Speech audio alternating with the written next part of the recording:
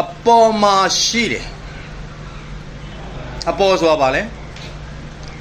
Ata atas အပေါ်မှာဆိုရင် ta မှာဆိုတဲ့စကားလုံးကိုစဉ်းစားမယ် di ata ဒီ atas okay ရှိသည် dia ata other ata di other the atas okay နောက်တစ်ခုဆက်မယ်သူအပေါ်မှာရှိတယ် awa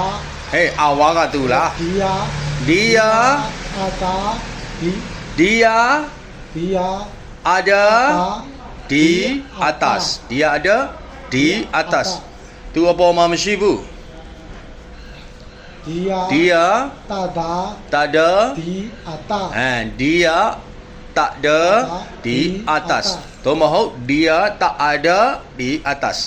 အဲ့ဒီပေါ့နော်အထဲမှာဆိုရင်လည်းထိုနည်း၎င်းပဲသူအထဲမှာရှိတယ် dia ada dia ada di di ata ဟဲ့ဘာလဲအထဲ atas မဟုတ်လေအထဲဒါ ala ဒါလမ်းပြန်ပြောပါသူအထဲမှာရှိတယ် dia ada di dalam ဟုတ်ပြီနော် dia ada di dalam